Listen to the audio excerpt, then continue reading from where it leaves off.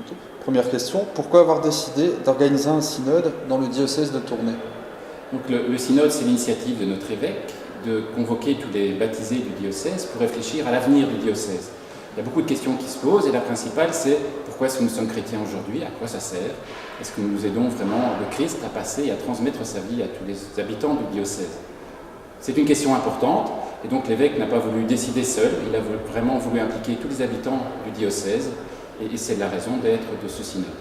Est-ce que vous pouvez nous expliquer, nous rappeler les 4 thèmes qui jalonnent ce synode et pourquoi avoir choisi ces 4 thématiques-là? Donc la question fondamentale, et elle sera le premier thème aussi du synode, c'est la sacramentalité de l'Église. Comment est-ce que l'Église est signe et moyen de la vie du Christ qui passe de Dieu le Père vers les hommes et qui rassemble les hommes, tous les hommes en une seule famille?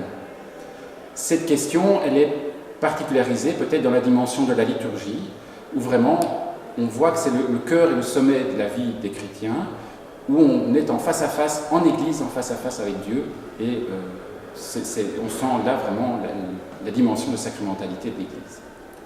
La deuxième question, c'est sur le terrain, dans les unités pastorales ou dans les secteurs de la pastorale non territoriale, comment est-ce qu'on met ça en œuvre? Comment est-ce qu'on met en œuvre les 3 dimensions de la vie de l'Église, qui sont le service du plus pauvre, l'annonce de la parole et la liturgie? Comment est-ce qu'on met ça en œuvre localement dans les unités pastorales ou les secteurs? Pour que l'Église vive, c'est la 3e question, il faut que certains se mettent au service de la parole de Dieu. Il y a les laïcs qui interviennent dans l'Église, leur place est très importante, il faut la développer davantage en donnant probablement plus de place encore aux femmes. Et puis il y a aussi l'appel spécifique au ministère des prêtres. Comment est-ce que nous osons relayer l'appel à ce ministère dans nos communautés? La 4e question me tient vraiment à cœur, moi qui suis père de famille, c'est vraiment comment est-ce que dans la vie de famille, comment est-ce que l'Église intervient? Comment est-ce qu'elle peut aider les parents à porter leurs enfants vers la foi, vers la rencontre avec Dieu? D'accord.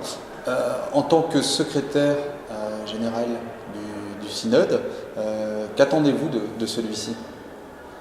Beaucoup de choses.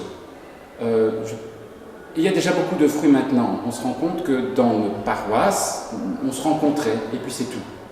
Avec la dynamique synodale qui s'est mise en œuvre, les gens se sont mis ensemble, ont constitué des équipes synodales et ont appris à se connaître, à vivre leur foi vraiment ensemble, à partager sur cette foi.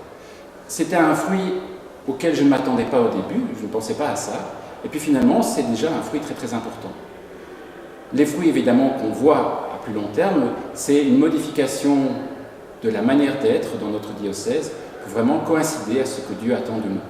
Et ça, nous allons y réfléchir ensemble dans le cadre des assemblées synodales qui auront lieu durant cette année qui vient. D'après vous, combien de temps faudra-t-il attendre pour ressentir l'impact de ce synode? J'espère que ce sera le plus vite possible.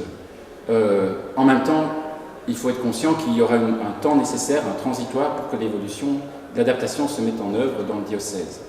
Mais je pense que 1 ou 2 ans après la fin du synode, on verra déjà les fruits concrets de ce qui aura été décidé et des actions concrètes qui ont été introduites.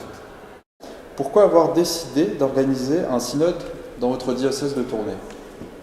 En préparant le dossier de présentation du diocèse de Tournai pour la visite ad limina à Rome, c'était préparé fin 2009, j'ai dû faire l'état du diocèse depuis 1997, la visite ad limina où Monseigneur Huard était présent.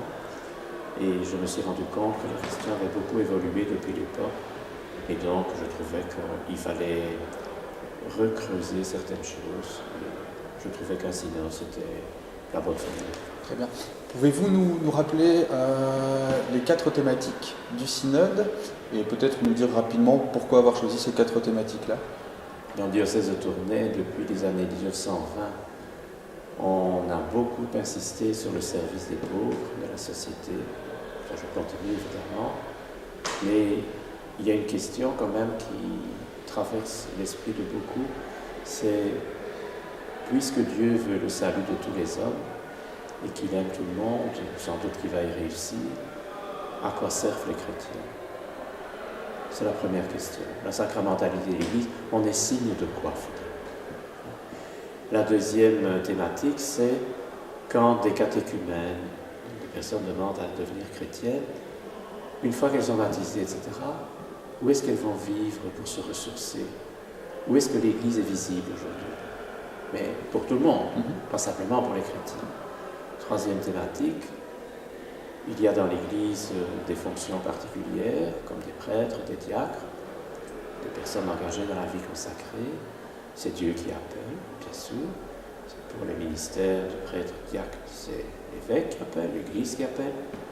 Est-ce que nous témoignons de l'appel de Dieu dans le diocèse de Tournai, ou bien est-ce que nous attendons comme ça que ça vienne?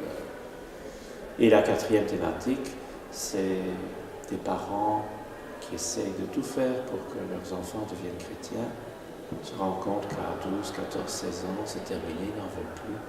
Qu'est-ce que ça signifie? Est-ce qu'on se trompe d'objectif? Est-ce qu'on a mal fait? Et comment est-ce qu'on peut accompagner tous ces parents, ces familles, pour que là où on veut devenir chrétien, on désire devenir chrétien, on soit vraiment aidé.